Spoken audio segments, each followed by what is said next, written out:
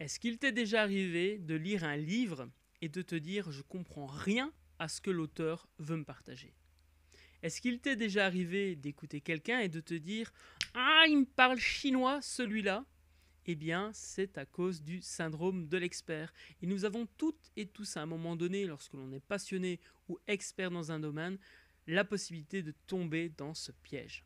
Dans cette vidéo, je te partage comment est-ce que tu peux, grâce à la méthode Feynman, éviter de tomber dans le syndrome de l'expert et devenir un meilleur apprenant pour devenir un meilleur pédagogue. On se retrouve dans quelques secondes dans ce nouvel épisode de Publier pour impacter.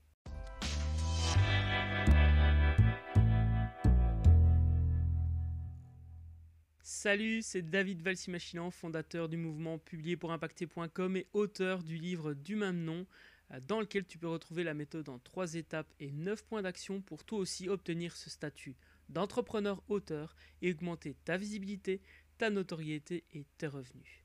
Dans ce nouvel épisode, je te partage la méthode Feynman qui va te permettre d'éviter le syndrome de l'expert, que ce soit dans l'écriture de ton livre business, mais aussi dans la création de tes divers contenus ou des conférences ou pitch que tu pourrais faire lorsque tu prends la parole en public.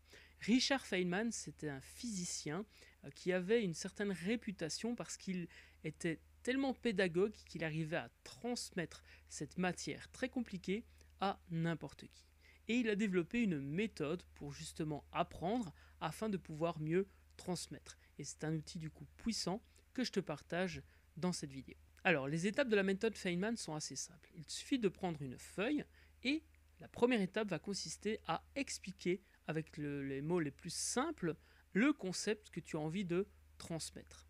C'est extrêmement important que tu puisses l'expliquer le plus simplement possible. La deuxième étape de cette méthode, ça va consister à justement repérer les mots que tu as eu difficile à exprimer simplement. La troisième étape va consister à aller rechercher de l'information pour pouvoir expliquer le plus simplement ces points que l'on a des difficultés justement à expliquer.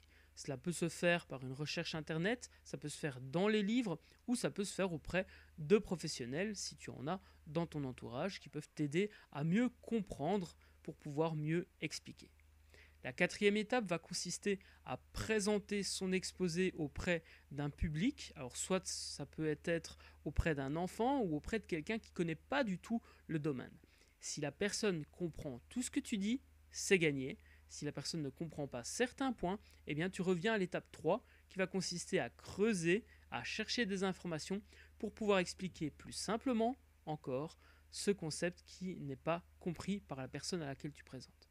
Si tu n'as pas la possibilité de présenter cela à quelqu'un, eh bien tu peux utiliser l'exercice du pourquoi ou des pourquoi. Tel un enfant qui aime poser des questions et pourquoi, et pourquoi, et pourquoi. Eh bien, tu reparcours ce texte que tu as écrit et tu poses à chaque fois la question pourquoi, pourquoi, pourquoi. Cette méthode va vraiment t'aider à pouvoir éviter le langage d'expert et à écrire un livre que tout le monde pourrait comprendre. Et cela va donc faciliter la lecture et permettre à ton prospect d'avoir l'esprit ouvert à la solution que tu vas lui proposer au fur et à mesure de sa lecture. C'est extrêmement puissant et d'ailleurs c'est ce que moi j'ai utilisé dans la rédaction du livre Publier pour impacter. Encore une fois, tu peux te procurer ton exemplaire si cela fait sens pour toi d'écrire ton livre business pour développer ta notoriété, ta visibilité et tes revenus. Laisse-moi maintenant te partager un exemple que je vais improviser. Imaginons que je veuille expliquer ce qu'est l'impression à la demande. Eh bien, je vais prendre une feuille, première étape, je vais commencer à écrire avec les termes le plus simples possible ce qu'est, d'après moi, l'impression à la demande si je devais l'expliquer à quelqu'un d'autre.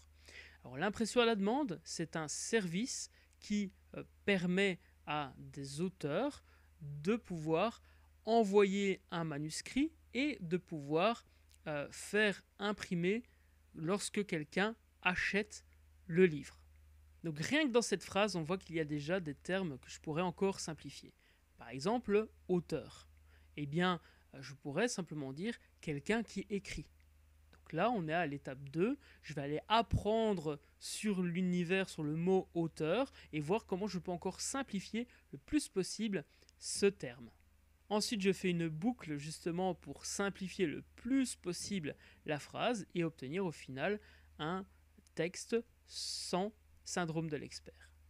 Et donc au final, on pourra avoir une phrase du style « C'est un outil qui permet à chaque personne qui souhaite écrire et vendre un livre eh bien, de pouvoir le proposer et lorsque quelqu'un l'achète, il est imprimé et envoyé chez cette personne. » J'espère que cette vidéo t'a plu et t'a été utile. Indique-moi en commentaire quelle est l'action à laquelle tu t'engages, car rappelle-toi, sans action, pas de résultat. Moi, je souhaite que les personnes qui regardent mes vidéos puissent passer à l'action.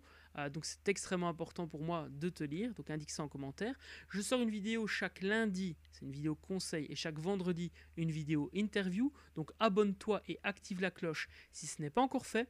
Rappelle-toi que tu as un message à faire passer et que d'autres ont besoin de te lire, et surtout, prends soin de toi pour mieux prendre soin des autres. À vendredi pour l'interview de la semaine.